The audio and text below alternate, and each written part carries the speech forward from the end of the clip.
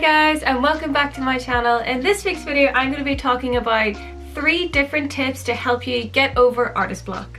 I thought this would be a really useful topic to talk about, as a lot of you guys are artists as well, and during this pandemic that we're going through, I'm sure all of you have woken up some of these days and just thought, I can't make anything today, I can't draw, I can't paint, I can't do what I normally do. And I know this has certainly been the case for me, especially now that I'm running an Etsy shop and I'm trying to constantly put in and make new products every week.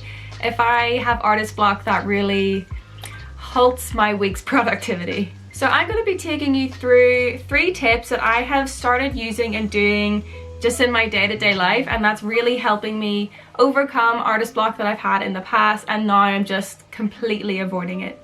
The first tip that I have for you is to change mediums.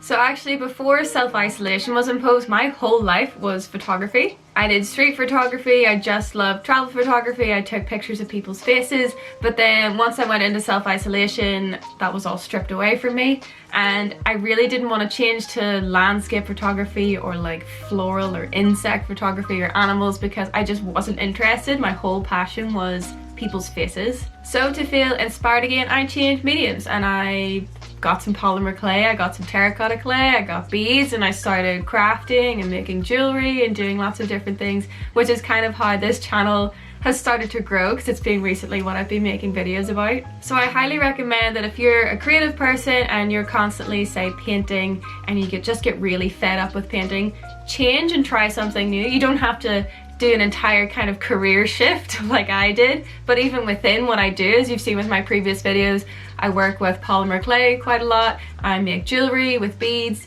so if I get really sick of working with beads that week, I'll change and start making pots with clay. So if I have lots of different medium options to jump around between, I feel like I don't get artist block because I can just be inspired by something else that week.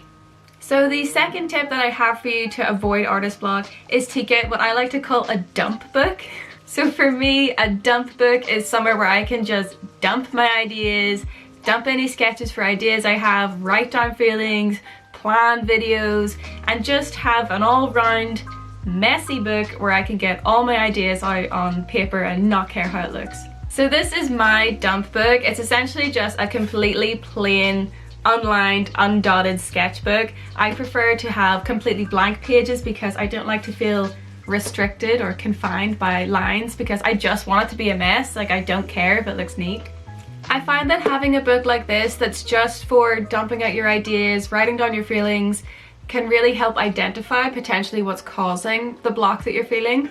I know for me, sometimes I get really stressed out. I put a lot of pressure on myself to create stuff for my shop and to always make the best videos and make the best products that I can, and that's not always possible. You know, we're not perfect, and just having somewhere where I can just let my feelings out and let my ideas out and not care how it looks. You know, this is not an aesthetic sketchbook in any way, so I highly recommend getting what I like to call a dump book and just let your ideas out onto the page.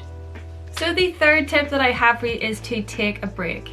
And I know a lot of people say take a break all the time, and honestly it's a lot easier said than done. So this tip is certainly aimed at people that maybe have an Etsy shop like me, who are making stuff every single day and trying to sell it. And what I would like to say to you, if you're feeling like you're putting pressure on yourself and you're getting stressed out like I do, every day does not have to be a productive day. I personally tend to feel like if I haven't made something in that day, or if I haven't taken a photo of something or done something towards my shop, I feel like I've had an unproductive day and the day has been wasted. So a great way to avoid that altogether is to actually properly schedule taking a break into your time. So what I like to do now, especially now that I've been doing my Etsy shop, I like to treat Monday to Friday as like my productive kind of work days. So from Monday to Friday, I'll do my stuff with clay, I'll put stuff in my shop, I'll make jewelry and all of that. And Saturday and Sunday, I do nothing. So I force myself to take a break on Saturday and Sundays. I don't make anything. I like to focus on myself. You know, I like to go for a hike, I like to walk, because if I'm creating stuff all day and I'm working at my laptop editing videos, I tend to neglect exercise. So Saturday and Sunday, I like to take the time for myself to go for a walk. I like to eat healthily. I like to spend my Sundays watching Columbo and relaxing and drinking tea and just taking a break from everything. I find this is extremely effective for me because by the time it gets to Monday again, I'm really excited to start making stuff.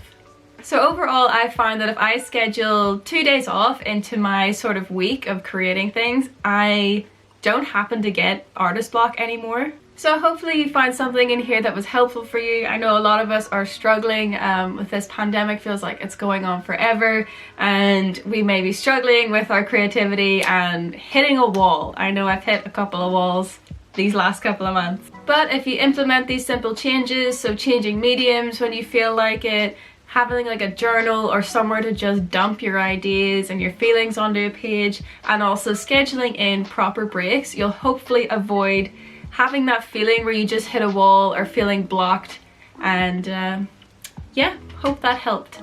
If you enjoyed this video or if you find it helpful, please give it a like, and I hope you can consider subscribing. I make videos every single Friday. And thank you so much for watching, and I'll see you in the next video. Bye!